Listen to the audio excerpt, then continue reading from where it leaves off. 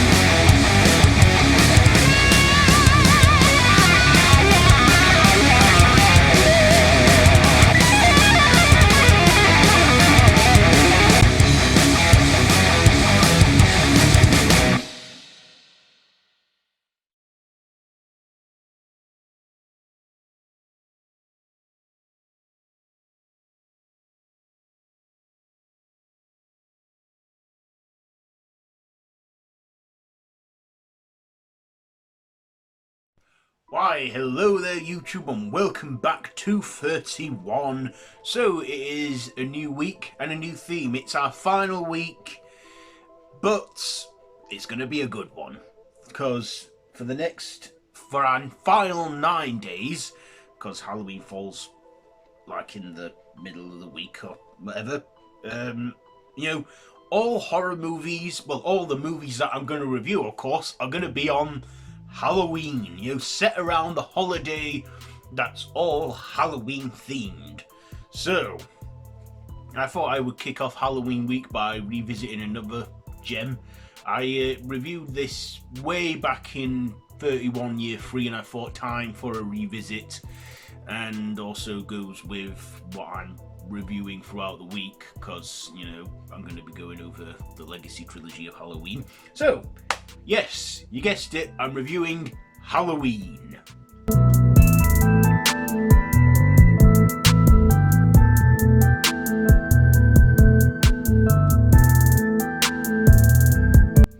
So, of course, we all know the premise.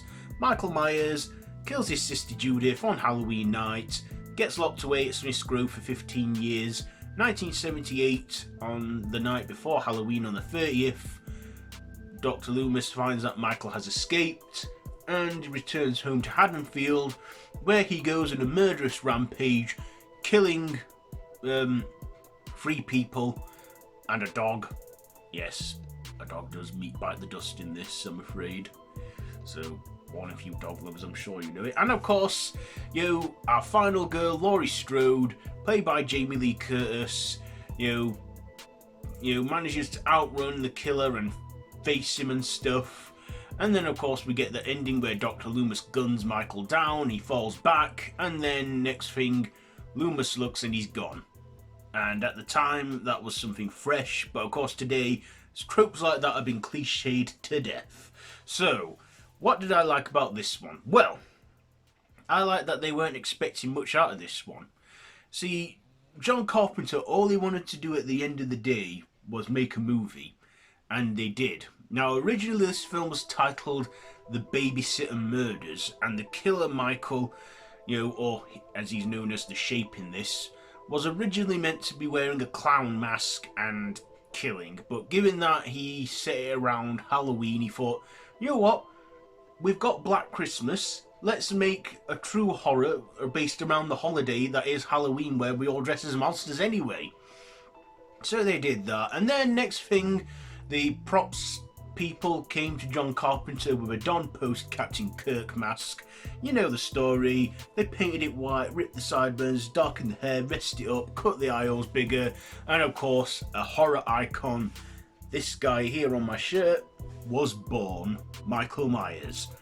And of course, he was played by Nick Castle for a huge majority of the film, but then played by a different actor when he was unmasked. So, yeah, I liked the low budget quality, which really works and kind of benefits the movie. I love the score that John Carpenter composed himself, because, this film was so low budget that John Carpenter had to make his own score to it, and that theme has become iconic to this very day and is still used. That You know what I'm on about. And of course, we all... this is just, a film that they weren't expecting to be a success, but it did, and of course it spawned numerous sequels and numerous timelines. And one of the arcs of the franchise is that Laurie turned out to be Michael's long lost sister by the sequel, but focusing purely on this one, they're not siblings or related in this. That applies when the second one comes along in its original timeline, but of course I'm going to be going over the Old Man Myers timeline in this one.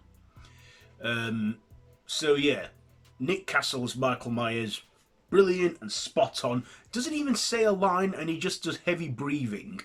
And the stalkerish vibes that Michael is, the creepiness, the unsettling nature, at the time was probably something fresh and new. But like I said, stuff like this has been cliched to death. But at the time, Halloween was probably one of the early slashers. We had prototypes before, like Psycho, Black Christmas, Texas Chainsaw Massacre.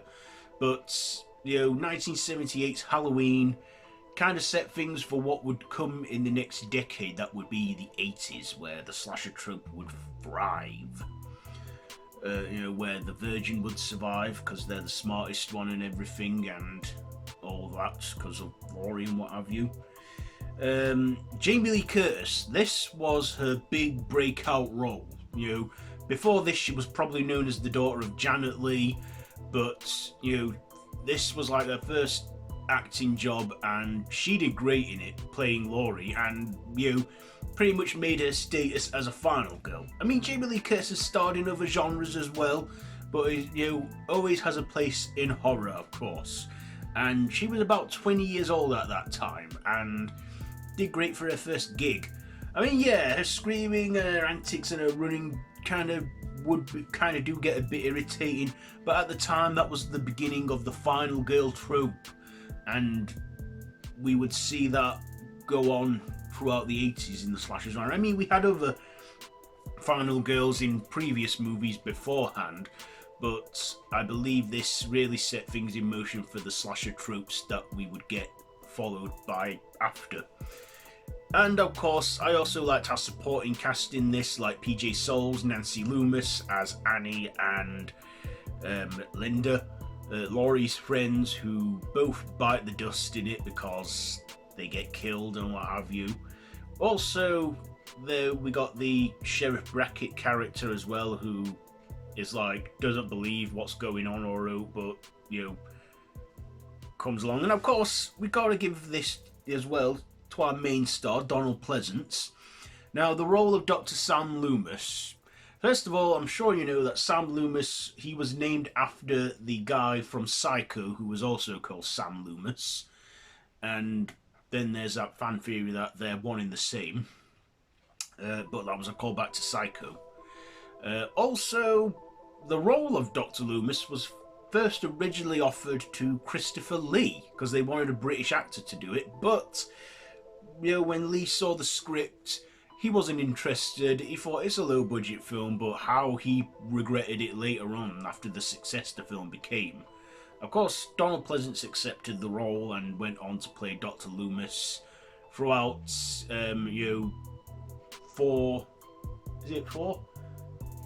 of its sequels it got, and would go on to be revered as a horror icon.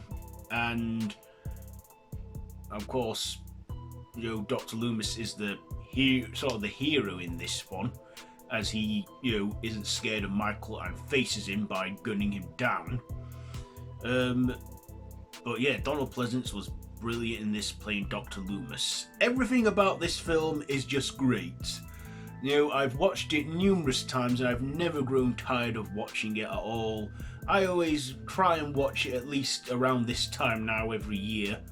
And yeah, it's a slow build when we see like Michael like lurking in the bushes, stalking and that. Even the kid actors they get for Tommy Doyle and not yeah, Lindsay. Oh God, her mind slipped. Her name slipped. Lindsay Wallace. Those two child actors were great, and the young actress at that time playing, Lindsay Wallace would go on to return in 2021's Halloween Kills. We'll get to that. But yeah, a lot of effort went into this film, including like scenes where they were filming and it had to look like autumn because they were filming in the summer, and they had to put fake leaves out on the set. Then when they'd finished filming that bit, they had to collect them all again and lay them out again.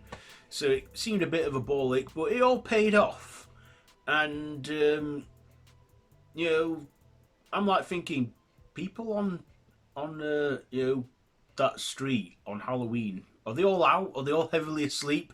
But of course, it was a low budget film. They probably couldn't afford the extras that we got in that. But yeah, it was, like I say, it's a timeless classic which still holds up today. And I think the older quality still benefits the film, gives it like a whole time it was made and everything. And of course, Carpenter would want to move on from this series, but of course, he wouldn't get away from it that easily. So, Halloween, what am I going to rate this one? Well, if it wasn't for this one, we wouldn't have got the great sequels and alternate timelines we got. I mean, yeah, they do kind of run it to the ground and stuff, but it all started with this great one, and we still have Michael as like the sort of face of evil in Halloween. So anyway, yeah, what am I going to rate this one? You know what? I'm going to give, it's an easy one for me, I'm giving Halloween 1978 5 stabs out of 5. 5 stabs out of 5 for Halloween. So there you go. There's your review for today from me. And that was day 23. That wasn't meant to rhyme. So yeah, we have started Halloween week, our final week, and we're building it up to the big day. Yeah, sad that it's over, but, well, it's not quite yet. We got a whole 9-day thing here going on. So yeah, I'll see you tomorrow for more 31. So yeah, you've probably seen this one. Let me know what you think down in the comments below. If you like this video, be sure to give it a big thumbs up, share with your friends, feel free to subscribe and to hit that notification bell. I've been Random Russ, this has been 31, and yeah, so till tomorrow, till next time, don't have nightmares.